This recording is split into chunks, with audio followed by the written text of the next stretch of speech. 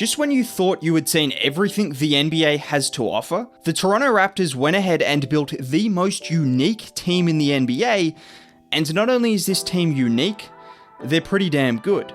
This is the Raptors' regular starting lineup. Pretty normal, right?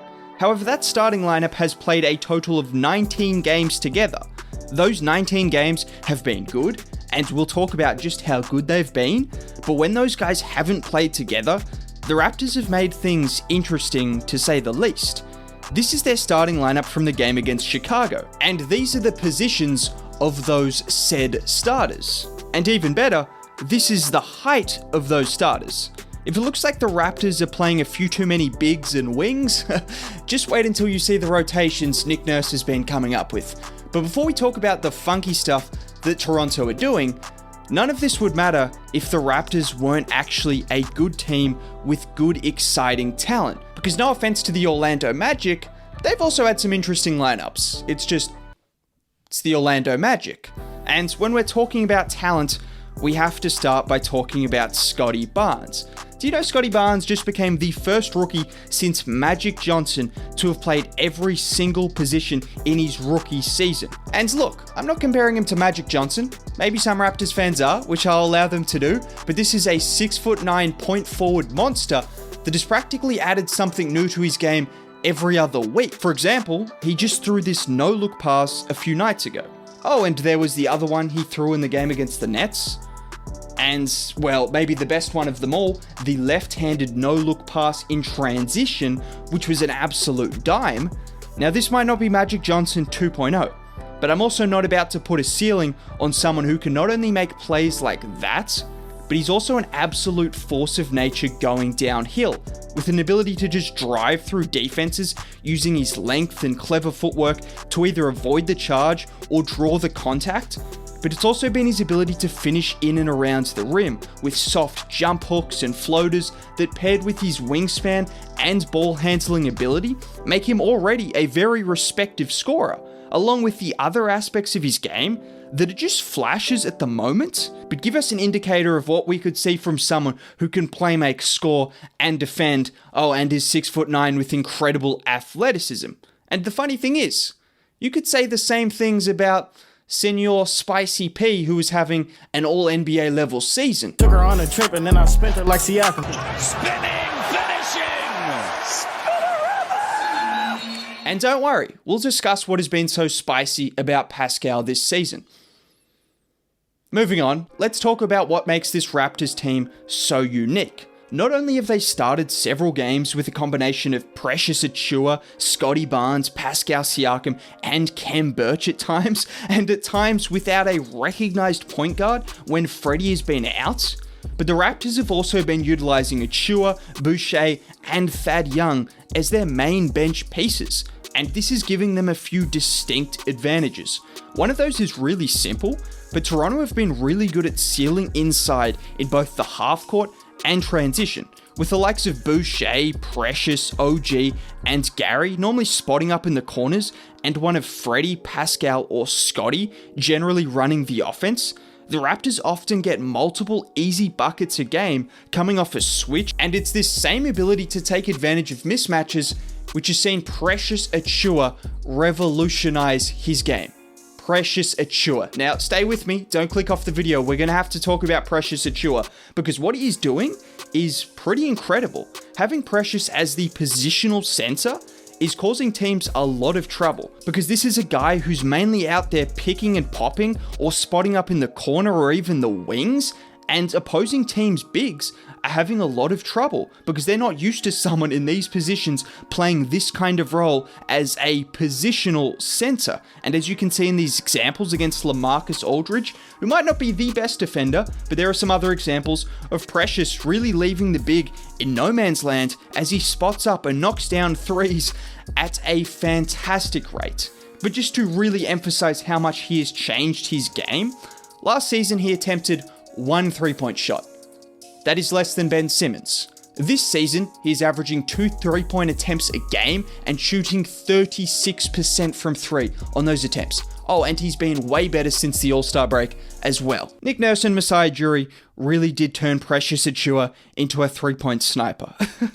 There are obviously some other advantages, but we just have to talk about Pascal Siakam, who is clearly playing at an all-NBA level and is clearly an all-NBA player, fresh off destroying the Boston Celtics.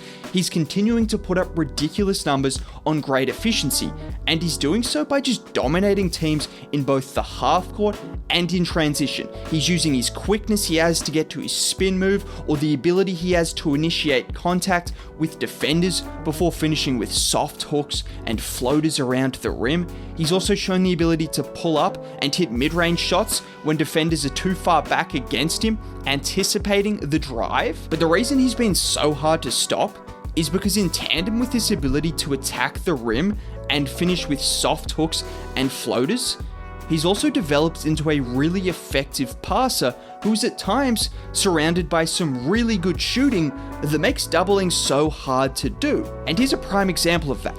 OG hands the ball off to Pascal before flaring out to the corner. Siakam gets straight past his defender, which forces Markkanen to help over, and in turn, Pascal has the vision and strength to drop it off to OG for the open corner three. And while we're talking about threes, he's also shooting 37% from three on over 3 attempts a game.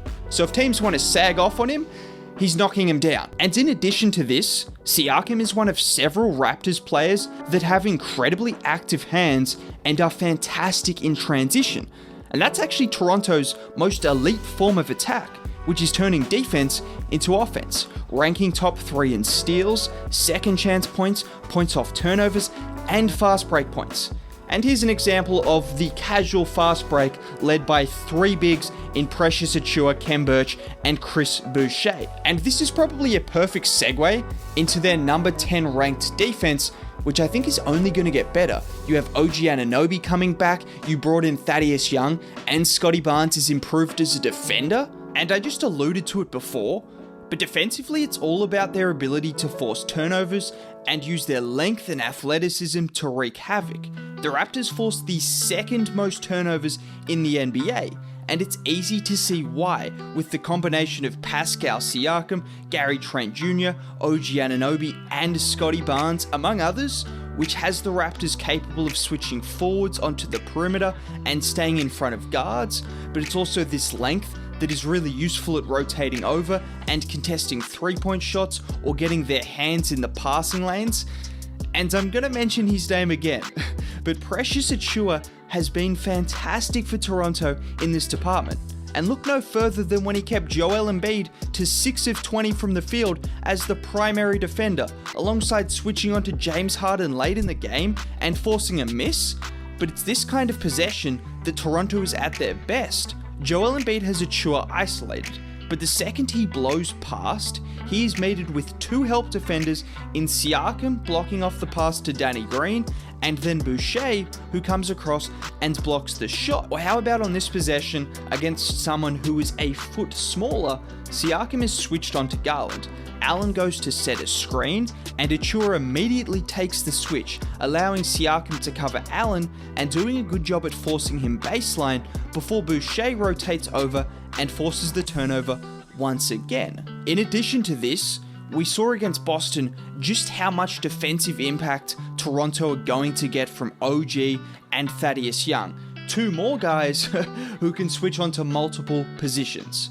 Toronto might not have an elite rim protector, which could hold them back from being a top 5 defense in the regular season, but come playoff time, having this many switchable defenders and guys that can go up against the bigger guys in the NBA is going to be crucial for them defensively. Look, if you've got through all of this and you're still not convinced by the Raptors and their interesting lineups to say the least, when they've been fully healthy, they're 13-6, which is a winning percentage of 68%. And for reference, that would be number 1 in the Eastern Conference.